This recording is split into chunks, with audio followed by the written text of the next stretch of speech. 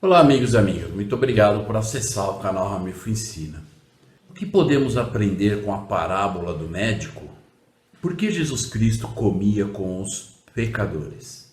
Por que Jesus Cristo quer misericórdia e não sacrifício? Por que os apóstolos de Jesus Cristo não jejuavam? O que significa a velha roupa e a nova roupa em nossas vidas? Por que João Batista perdeu a cabeça? Veja isso e muito mais.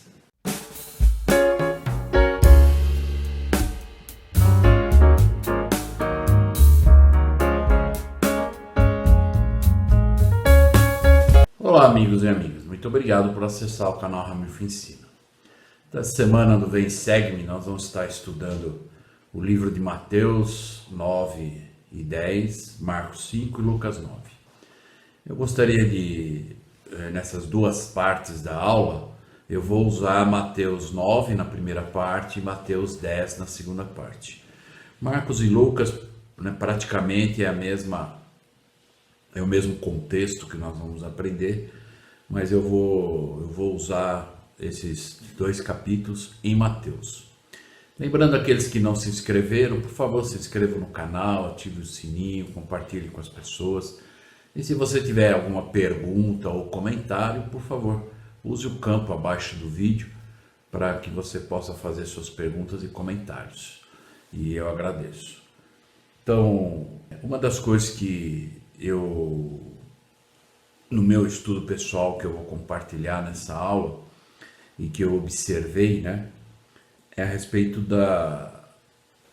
do versículo 10 a 15, onde ficou conhecido como a parábola do médico. Então, lá no capítulo 9 de Mateus, 10 a 15, então diz o seguinte: E aconteceu que, estando ele em casa sentado à mesa, chegaram muitos publicanos. Os publicanos eram os cobradores de impostos, e os judeus não gostavam deles, e também pecadores, e assentaram-se juntamente à mesa com Jesus e seus discípulos. E os fariseus, vendo isso, disseram aos seus discípulos: Por que come o vosso mestre com os publicanos e pecadores? Então aqui nós vemos que, na verdade, os fariseus se colocavam numa posição, eles se julgavam estar numa posição muito melhor que aquelas pessoas que eles consideravam pecadores e os cobradores de impostos, que eram os publicanos. Então, quando eles fizeram essa pergunta, por que o vosso mestre, é interessante que eles colocaram o vosso mestre. Então, a gente observa aqui que nas palavras eles não aceitavam Jesus Cristo como seu mestre, Então, por isso que eles disseram o seu mestre aí, Por que ele come com esses homens pecadores e os publicanos? E Jesus, porém, ouvindo, ele disse: Não necessitam de médicos sãos, mas sim os doentes. Então é interessante que essa é uma resposta, de uma certa forma magnífica, e principalmente para aqueles dias, eu fico imaginando, os judeus nunca esperavam esses tipos de respostas que Cristo dava, E no versículo 13, aí então ele diz: Ide, porém, e aprendei o que significa misericórdia, quero, e não sacrifício. Porque eu não vim para chamar os justos, mas os pecadores ao arrependimento. No 14 ele diz: Então chegaram ao pé dele os discípulos de João. Então lembra que na aula anterior nós vimos lá, naquela pergunta onde és tu aquele que nós esperamos, ou a gente vai esperar outro? E João Batista mandou aqueles homens, que eram na verdade os discípulos que seguiam João Batista como profeta, e mandou eles até Cristo. E nós aprendemos lá que ele não mandou, João Batista não mandou esses homens porque ele ainda não tinha um testemunho de Cristo. Era para que aqueles homens tivessem experiência. Então ainda tinha alguns que estavam em dúvida, se o seguir João Batista ou Jesus Cristo. Embora João Batista deixou claro, que ele, depois que Cristo veio, Ele apresentou o mestre dos mestres e ele disse: agora eu preciso diminuir e Cristo crescer, né? Mas alguns ainda não tinham entendido. E eu estou explicando isso porque nós vamos ver alguns detalhes aqui para nós podermos entender que eram alguns só, né? Não eram todos, que ainda, na verdade, seguiam João Batista. Então chegaram ao pé dele os discípulos de João Batista, dizendo: então eles foram para Cristo, esses que ainda achavam que era João Batista que eles tinham que seguir, e eles fizeram a pergunta: por que jejuamos nós e os fariseus muitas vezes e os teus discípulos não jejuam? Então, os apóstolos que Cristo escolheu, eles não jejuavam. E por quê? E disse-lhe Jesus: podem porventura andar tristes os filhos das bodas enquanto o noivo está com eles? Dias, porém, virão em que lhes será tirado o noivo, então jejuarão. Então, aqui nós temos alguns aspectos nesses versículos que eu gostaria de abordar então aqui. O primeiro, em relação a essa parábola, há uma relação vital entre a pergunta, né, dos fariseus: por que o vosso mestre come com os cobradores de impostos e pecadores? E a pergunta que nós acabamos de ler aqui dos, né, seguidores ainda de João Batista, eles perguntaram: por que nós e os fariseus jejuamos, mas os teus discípulos não jejuam? Então essas duas perguntas têm uma relação vital, né? E nós vamos então aprender aqui e entender.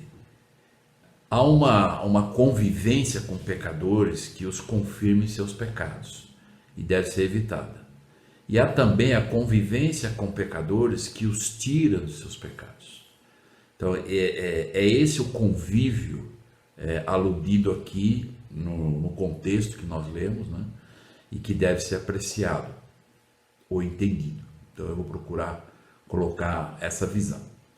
Um íntimo caminhar com Deus resultaria em andar com os pecadores, a fim de ganhá-los para Deus. Por isso que a parábola do médico, né, e Cristo, o próprio Cristo diz: não necessitam de médicos sãos, né? E Cristo não só era um médico, de certa forma, física e espiritualmente, né? Então essa pergunta que eles fizeram: por que come o vosso mestre com os publicanos e pecadores? É interessante que eles estavam questionando: olha, se ele é um mestre, é como nós vimos na história anterior do Simão, quando a mulher entrou lá, né, como gratidão, e Simão julgou a mulher, né, e o próprio Senhor ele julgou, né, em pensamento ele pensou: se ele é o mestre que dizem que ele é, ele bem na verdade saberia quem é essa mulher e que ela é pecadora, e não deixaria tocá-la, né? Então no versículo 11 nós vemos essa pergunta, né? Por que come o vosso mestre com os publicanos e pecadores? Então nós vamos entender por que na verdade o Senhor respondeu depois no versículo 12, mas antes, só para nós termos uma visão desse, né, a razão da pergunta, né? Mas Jesus quebrou todas essas regras farisaicas, comendo com os desprezados, coletores de impostos, que eram na verdade os publicanos. Então, como eles eram na verdade desprezados, e a gente sabe que, por exemplo, Mateus era um cobrador de imposto, e os judeus odiavam ele, e Cristo chamou ele como discípulo, né, como apóstolo. E aí esses homens publicanos, que eram cobradores de impostos, e os pecadores, que os judeus que né, classificavam, eles tomavam para si quem era pecador e quem não era, né? E a grande festa de Mateus, nesse momento aqui, da qual Jesus participava, sem dúvida era uma recepção de despedida dos velhos amigos e vizinhos antes que ele assumisse o seu chamado como discípulo de Cristo. Então nós vemos lá no versículo 9 que o Senhor na verdade chamou ele, Mateus, né? Então ele disse lá, né? E disse-lhe: segue-me. E ele levantou-se e o seguiu. E aí, então ele se tornou um dos apóstolos, né? E é o que nós, em um dos escritos do livro de Mateus, que é dele. Então, como os publicanos, que eram coletores de impostos, eram tratados como desprezo e considerados pecadores, jamais os fariseus pensariam em entrar na casa desses transgressores, né? E, quer dizer, eles não entram, eles não procuram viver o próprio ensino de Moisés, né? Amor ao próximo, tudo, e também não permitem, ou na verdade tentavam não permitir que os outros fizessem. Então, na verdade, chocados, vendo o mestre no meio, né, na casa do Mateus, junto com esses cobradores de impostos e mais pecadores, eles ficaram chocados. E, na verdade, os fariseus perguntaram aos discípulos: então, por que o vosso mestre, né, come, né, com esses homens? No versículo 12, foi o que o Senhor deu a resposta, né? Não necessita de médicos os sãos, aqueles que têm saúde, mas sim os doentes. De certa forma, talvez, embora o senhor fez essa pergunta, mas se fosse um pouco mais além e nós imaginávamos, como os judeus não se achavam esses pecadores, porque eles estavam dizendo, olha, o mestre está comendo com esses pecadores, quer dizer que eles não eram. Então, quando o senhor disse aqui, não necessito de médicos sãos, de certa forma o senhor estava dizendo para ele, bom, se vocês não se consideram doentes espiritualmente, então não é para vocês essa lição, né? Porque eu vim para essas pessoas doentes espiritualmente, né? E embora eles não entenderam isso, né? E aí no versículo 12, então, quando ele respondeu, ele disse, né, não necessito de médicos sós, mas sim os doentes. Essa não foi a primeira vez que Jesus se referiu à sua obra redentora como um grande médico. Então, e algumas outras, por exemplo, Lucas 4 lá registra isso também. Vão lembrar que Lucas, o apóstolo Lucas, era um médico também. E Lucas, embora ele registra quase com as mesmas palavras de Mateus, né? Mas eu acredito que quando ele registrou também esse episódio, ele entendia muito bem o que o senhor quis dizer, né? E embora para ele era um médico, né, para os doentes físicos, né? Mas Cristo estava se referindo né, principalmente espiritualmente, né? E aí então no versículo 13, que eu gostaria de apontar aqui, e é importante nós entendermos isso, o Senhor disse para eles lá, ele disse, ó, não necessitam, na verdade quem está bem, são, não necessita de médico, mas os doentes. E aí o Senhor então complementa dizendo assim, ide. Então ele está dizendo não só para aqueles que estavam lá na mesa, mas para aqueles que fizeram a pergunta. E ele disse assim, ide porém e aprendei. Então ele estava dizendo, olha, primeiro vai e aprende, né? O que significa misericórdia quero e não sacrifício. Então aqui ele está de uma certa forma dizendo para os judeus, olha, vocês estão com a visão distorcida aí, né? Porque o que eu quero não é sacrifício, eu quero misericórdia. Então vamos entender o que o senhor quis dizer com isso. E aí ele diz, ele complementa com, de certa forma, respondendo a pergunta que ele fez para os judeus, né? Ou melhor, a afirmação que ele fez para os judeus que quem necessita de médicos são os doentes. Então ele diz, porque eu não vim para chamar os justos, mas os pecadores ao arrependimento. Então, de certa forma, ele está dizendo, se você se considera justo, melhor, né? Eu acredito que o Senhor, na verdade, sempre lançou a semente na sua palavra. Talvez um homem natural meu, eu iria dizer, olha, se vocês se acham melhor que eles, pode ir embora, não tem problema, né? Mas eu vim aqui para ensinar aqueles que precisam, né, mudar suas vidas, né? Então, aqui, na verdade, o Senhor repreende os polêmicos fariseus, lembrando-lhes que as exigências por misericórdia eram mais elevadas que as das leis cerimoniais dos fariseus. Eles se preocupavam muito, até, né, tem uma escritura que diz que eles, né, que o próprio Senhor comparou, ele diz, eles coam um mosquito e engolem o camelo.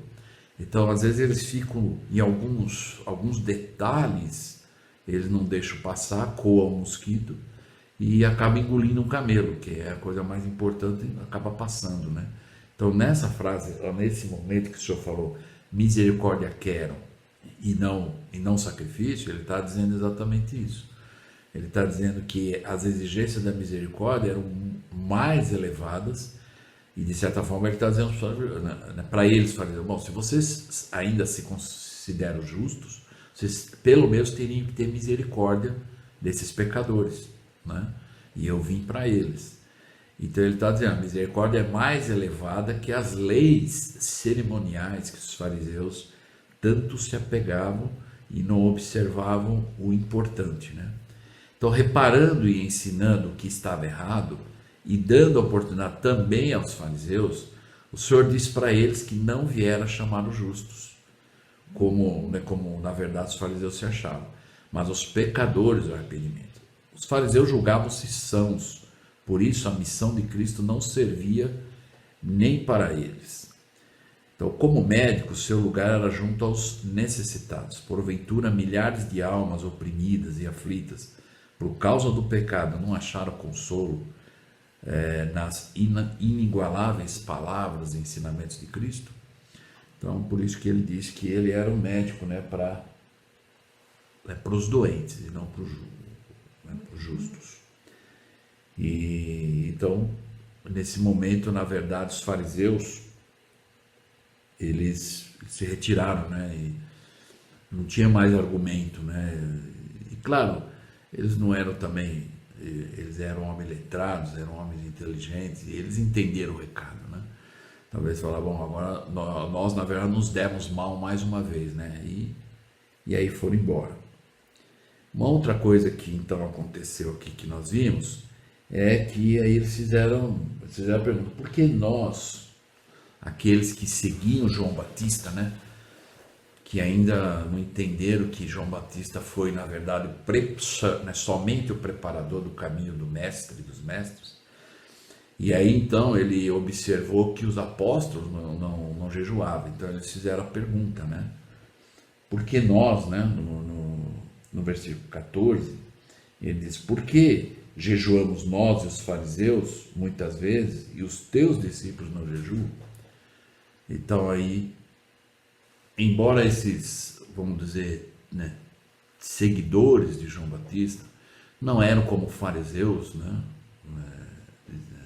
de certa forma, então eles eram considerados justos, mas ainda eles tinham que se alinhar em algumas coisas. E os justos, como aqueles miseráveis fariseus, se julgavam satisfeitos com a sua religiosidade, foram embora vazios, né, os judeus, porque não tinham mais o que questionar o Senhor. Mas Jesus não foi censurado apenas, né, pelos políticos, ou na verdade separatistas, que eram os fariseus. Os discípulos de João Batista também estavam perturbados com a associação dele com os pecadores. Não é? E por quê? Porque eles, na verdade, como eles seguiam João Batista, e nós aprendemos desde o início que João Batista, né, como está aqui, como sabemos, João Batista, o austero apóstolo, né, do deserto, ele evitava comer e beber em festas, né? Então ele tinha até uma alimentação, vamos dizer, especial, diferente, né? E como ele seguia o João Batista, ele achava que Cristo deveria fazer dessa forma, né? Ou a maneira como o João Batista fazia. E aí ele diz, e os seus ainda, na verdade, seguidores, talvez influenciados pelos fariseus, eles perguntaram a Jesus, por que nós e os fariseus jejuamos e os seus discípulos não?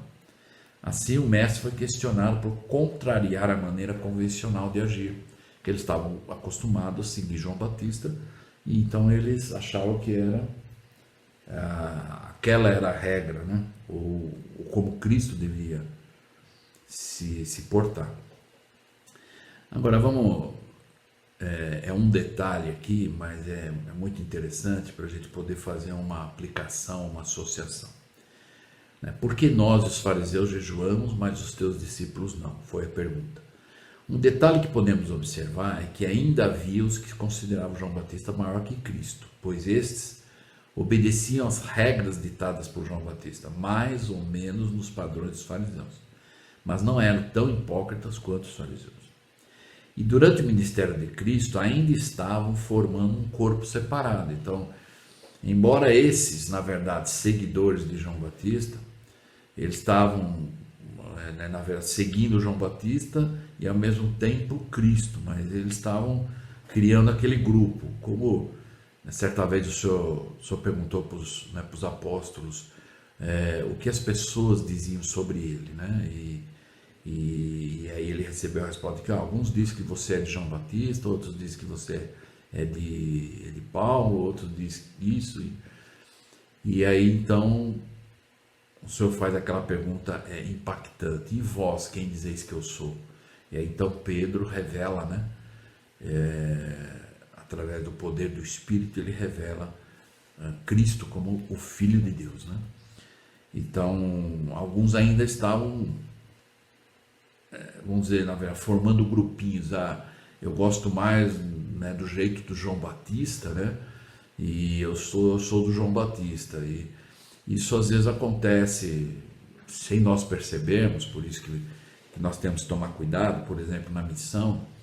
Quando há mudança de um presidente de missão, porque alguns missionários às vezes chegam na missão, como o presidente de missão serve por 3 anos, e o missionário, o rapaz, ele serve por 2 anos, e a moça por 1 ano e meio, então se ele chega numa data que ainda o presidente é novo, ele vai iniciar a missão e vai terminar a missão com o mesmo presidente.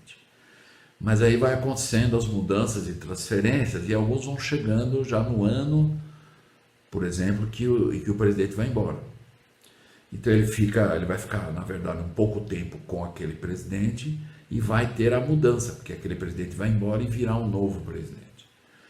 E às vezes tem alguns que não, eu não diria, né, por maldade, mas às vezes de forma inocente, mas sem perceber que não... que eles estavam fazendo mais ou menos como esses discípulos de João Batista aqui. Então eles estavam formando, eu sou do grupo, né, do presidente A e não do presidente B que chegou. Então muito cuidado, né? Então essa é uma lição, ou talvez uma aplicação para nós podermos observar. Então eles estavam, na verdade, vamos dizer, a igreja de Cristo, como o próprio apóstolo Paulo explica, ela é um corpo só, né? Embora tenha várias partes, mas ele é um corpo só. Mas aqui eles estavam formando um corpo, na verdade, separado. E interessante como eles eram servos de João Batista, né? E vamos lembrar o que aconteceu com João Batista, né? Então aqui, né? E durante o ministério de Cristo ainda estavam formando um corpo separado, que talvez, simbolicamente, representou a separação do corpo de João Batista com a sua cabeça. Então, na verdade, aqui no capítulo 14 de Mateus, nós vamos ver a história, como se deu isso, né? Então, na verdade, o Herodes mandou prender João Batista, embora ele também, eu não diria respeito, mas ele tinha admiração por João Batista, ou até medo do povo, porque a maioria considerava João Batista como um profeta, né? E eram muitos, né? E como Herodes era mais o lado político, né? O político é aquela coisa de ser popular, né? Ele não se preocupa em passar confiança, né? Independente de quem goste ou não. Então vamos perceber aqui o que aconteceu. Então, capítulo 14 de Mateus. Naquele tempo ouviu Herodes, o tetrarca, a fama de Jesus, e disse aos seus criados: este é João Batista, ressuscitou dos mortos, e por isso as maravilhas operam nele. Porque Herodes tinha prendido João e tinha o manietado e encerrado no cárcere, por causa de Herodias, mulher de seu irmão Filipe. Então a sua cunhada, né, que é a Herodias, era a mulher do irmão dele, o Filipe. Por que ele mandou, na verdade, prender João Batista? Porque João Batista, como profeta, ele repreendeu, chamou a atenção de Herodes, porque Herodes estava querendo, ele estava, na verdade, assediando a cunhada, né, para tê-la como mulher. E o João Batista chamou a atenção dele. Então lá no 4 diz: porque João Batista lhe dissera, não te é lícito possuí-la. Então ele disse: olha, ela é tua cunhada, ela é casada com teu irmão, e não está certo você né? Você possui ela. No 5, e querendo matá-lo, temia o povo, porque eu tinha como profeta. Então Herodes, por ele já mataria, mas ele ficou com medo do povo, porque o povo tinha João Batista em alta, né? Então ele mandou prender.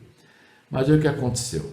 Depois que ele estava preso, no versículo 6, festejando-se, porém, o dia natalício de Herodes, dançou a filha de Herodias, ou seja, a sobrinha de Herodes dançou diante dele, e agradou a Herodes, né? Então ele era meio devasso, né? Então aí a sobrinha lá, que na época tinha aquelas danças, né? Ela dançou, e aí ele gostou dela, né? E aí, né, pelo que prometeu com juramento, dar-lhe tudo o que pedisse. Então, pela apresentação da dança, né, e o desejo dele por ela também, ele disse para ela assim, ele disse, olha, qualquer coisa que você pedir eu vou te dar. E como era uma festa, né, no versículo número 6, nós estamos vendo, era uma festa, tinha vários convidados, estavam lá à mesa e ouviram a promessa que ele fez para a sobrinha. E aí o que aconteceu? Aí, então, quando ele disse para a sobrinha, né, olha, pode pedir o que você quiser. Então, aí no versículo 8 diz, e ela, a sobrinha, instruída previamente por sua mãe, você vê a coisa maquiavélica aqui, né? Aí diz, dá-me aqui num prato a cabeça de João Batista, porque João Batista tinha chamado a atenção de Herodes, que ele não podia possuir a Herodias, né? E Herodias ficou com raiva também de João Batista. E aí então, quando Herodes disse para a filha dela, sobrinha do Herodes, né, você pode pedir qualquer coisa que eu vou conceder, ela já tinha instruído a filha o que ela deveria pedir. Então ela tinha que pedir a cabeça de João Batista num prato. E aí no 9 diz, e o rei afligiu-se, o rei Herodes ficou, talvez ele nunca imaginar que a moça ia pedir um negócio desse, né? Mas aí o que aconteceu? Mas por causa do juramento, né, que ele fez no 7, pelo que prometeu com juramento, né? E por causa do juramento e dos que estavam com ele, mandou que se lhe desse. Ele falou, bom, eu prometi, agora um monte de gente ouviu aqui, já pensou? Aí vão falar que o rei Herodes prometeu e não cumpriu. E aí então ele concedeu o desejo dela. E no 10 diz, e mandou, né, decapitar João no cárcere.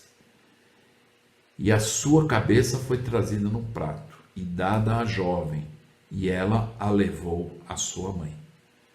Então, né, de certa forma, a Herodias, né, a cunhada do Herodes, se vingou de João Batista, porque João Batista tinha chamado a atenção de Herodes, né? E aí então, né, chegaram os seus discípulos e levaram o corpo e o sepultaram e foram anunciá-lo a Jesus Cristo. Então imagina, o nome da sobrinha do rei Herodes era Salomé. E ela então fez esse pedido combinado com a mãe que induziu ela, olha, se o rei prometeu alguma coisa, você vai pedir isso. E aí, então ela pediu a cabeça de João Batista. E aqui então João Batista foi morto, né, decapitado.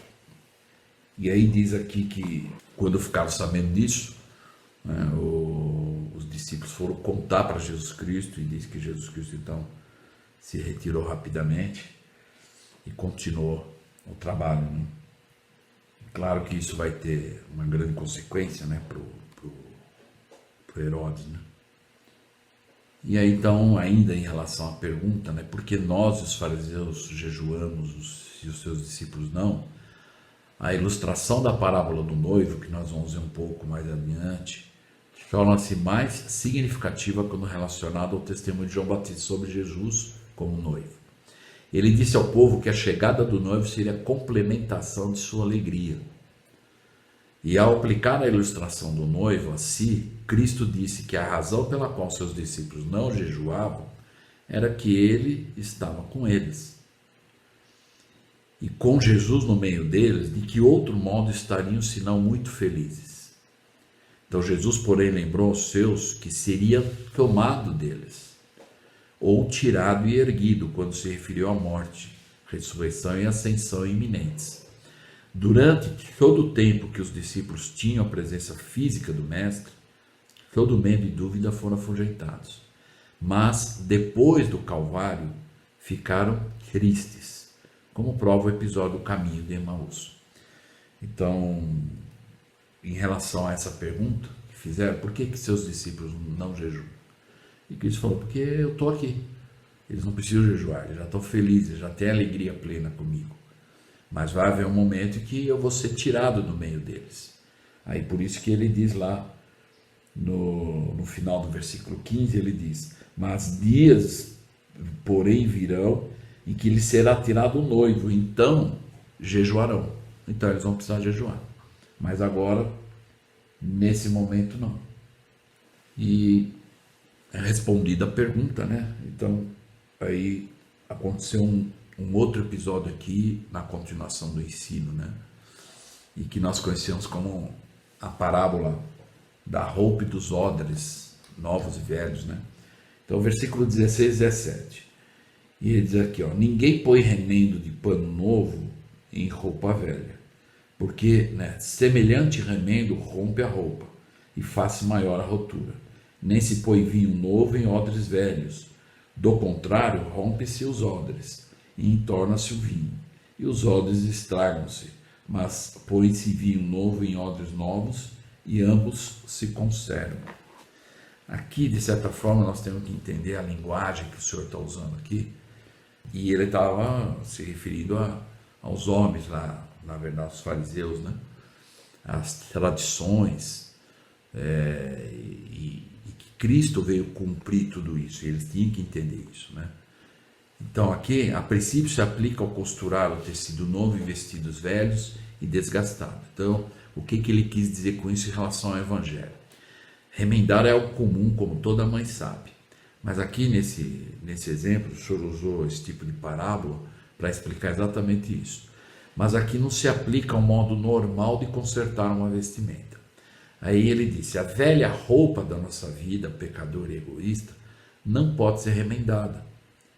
Com um novo, uma pessoa, por exemplo, ela comete um erro, não se arrepende e quer continuar indo ao templo e etc. Então ela está, de certa forma, remendando, né? Então, e não pode. Ela tem que se arrepender para então poder ter a roupa nova. Cristo exclui qualquer obra reparadora. Precisa haver regeneração ou a produção de uma nova roupa ou criatura. Então, por pano novo, devemos entender um pedaço de tecido não encolhido que não passou por inúmeras lavagens. Refere-se a uma roupa nova, limpa e não amarrotada. Esse pedaço de pano não serve de remendo ao vestido usado, pois no primeiro esforço rasgaria o tecido ao redor e resultaria em ruptura ainda pior, né? Então, espiritualmente falando, a visão que nós temos que ter em relação ao Evangelho, aos princípios, né? Então, aqui, Cristo não ensina que a vida jamais pode ser uma mistura, resultante de seguir a dois princípios opostos. Então, todo ensinamento de Cristo, né, como ele diz aqui, né, devemos ser simples e singelos em todos os nossos motivos. Não podemos servir a dois senhores, ou seja, são caminhos diferentes. No mesmo caminho, alinhado a Cristo, nós temos vários princípios, que eles estão alinhados, e é o mesmo caminho. O que o Senhor está se referindo aqui ao pano novo e o pano velho, é que são dois caminhos diferentes, então é impossível a pessoa, como diz aquele ditado, muitos querem agradar a Deus sem ofender o diabo, e quer, na verdade, seguir a linha de dois caminhos que são opostos. Então eles não podemos servir a dois senhores, mas ter duas cordas em nosso arco, dois princípios seguros, é excelente. Por exemplo, Cristo, porque os dois estão alinhados no mesmo caminho. Cristo e nossas próprias obras estão alinhadas. A lei da graça, estar no mundo e seguir a Cristo ao mesmo tempo, isso está alinhado, né? Porque nós estamos no mundo, temos que aprender a viver no mundo sem ser no mundo e seguir a Cristo ao mesmo tempo. E Cristo com as nossas obras e a lei e a graça. Isso tudo está alinhado. A fé se evidencia pelo comportamento. O vestido velho é a vida comum dos pecadores, o vestido novo é a vida de santidade, usada pelo novo homem em Cristo. E encerrando então essa visão, né, os odres de que Jesus falou era de pele ou couro de animais, como nós estamos vendo aqui na foto. Era uma espécie de uma bolsa, né, de couro, onde se colocava lá o líquido, né, o vinho, e essa bolsa conservava, só que ela ia ficando velha, e depois tinha, então por isso que houve essa analogia, né? E de couro de animais, feito em diversos moldes e utilizado como garrafas. Ninguém pensaria em pôr vinho novo num odre velho que já perdeu a elasticidade, já está velho. Esse vinho certamente se fermentaria e arrebentaria qualquer odre, quer novo, quer velho. O vinho não fermentado deve ser posto em odres novos.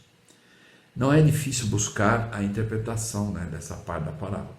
Jesus Cristo praticamente anula a antiga lei levítica, que era o que os fariseus estavam tanto, na verdade, cegamente, por isso quando o Senhor diz lá, coais um mosquito, né, e engolis um camelo, exatamente isso, eles estavam tão arraigados nessa lei antiga, né, a lei levítica, e oferece o decreto da nova liberdade. Então Cristo veio, cumpriu toda a lei, ele está dando algo mais elevado, né?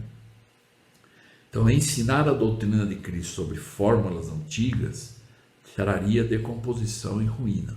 Então esse é o contexto do odre novo e da roupa nova e velha, né? É você querer ensinar a doutrina de Cristo com algumas fórmulas antigas que já foram cumpridas, que já não estão mais em vigor, né? Então, tomar as suas verdades e procurar colocá-las em qualquer outro formato diferente dos seus, de Cristo, seria como estragá-las, como um vinho não fermentado. Os antigos fariseus, contudo, persistiam, pois achavam que o velho vinho da lei ainda era melhor e não aceitavam Cristo. Por isso que é interessante notar o detalhe quando eles fizeram aquela pergunta, porque o vosso mestre, né? Quer dizer, eles não reconheceram, não tomaram para si Cristo como seu mestre. Então ele se dirigiu aos que seguiam Cristo, dizendo, olha, o vosso mestre, né? E de certa forma o próprio Cristo ensinou dessa forma, mostrando esse tipo de associação que nós temos que aprender, né? Para poder realmente seguir a Cristo. E esses homens ainda não tinham escolhido Cristo como seu Salvador. Então, para eles era o mestre dos outros, não deles. Então, que nós possamos ter aprendido aqui a importância de nós podermos observar alguns ensinamentos, e principalmente alguns que às vezes as pessoas não fazem, né, de forma proposital e nem, né, com maldade, mas às vezes ensinam coisas que não estão alinhadas à vontade de Deus.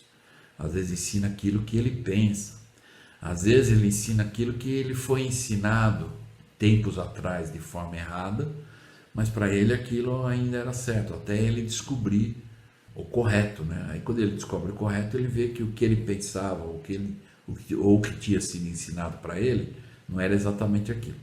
Por isso a importância de estudar as Escrituras diariamente, buscar conhecimento pessoal, revelação pessoal, não que nós vamos duvidar, né? Como nós já vimos, e o exemplo do livro de Mórmon, Nefe, né? Depois que aconteceu o episódio da visão da árvore da vida, que leí e tudo, e ele acreditava naquilo.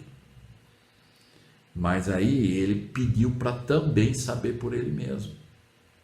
E ele teve a experiência espiritual, e aí ele tinha, na verdade, um testemunho pessoal, não somente porque o profeta falou. Então, embora não deixou de ser verdade, o que o seu pai como profeta ensinou sobre a árvore da vida, mas agora ele tinha uma experiência pessoal e espiritual. E é isso que nós temos que buscar fazer. Então, muito cuidado às vezes com a doutrina, né? Às vezes, muitas pessoas ensinam a doutrina de Cristo exatamente nesse exemplo. Eles remendam uma roupa velha na nova, na lei, na doutrina. E às vezes fica, né, de certa forma, fica uma roupa boa para se usar, mas por um tempo. Mas chega uma hora que ela vai se romper. E como diz lá, o rasgo vai ser pior, né? Então, no momento que nós identificarmos, por isso que temos que estudar as Escrituras, nós vamos identificar as verdades, nós vamos saber a doutrina por nós mesmos e não vamos ser enganados. Então, espero que nós possamos ter aprendido, e na segunda parte dessa aula nós vamos falar um pouquinho sobre o que o Senhor disse no capítulo 10 de Mateus, sobre os lobos, né, no meio das ovelhas, e o cuidado que nós temos que ter para identificar isso. Quando ele fala dos lobos e as ovelhas, são na verdade pessoas e também ensinamentos falsos. E nós vamos aprender isso na próxima parte. Espero que nós possamos ter aprendido nesse capítulo 9 e até a segunda parte da aula. Muito obrigado.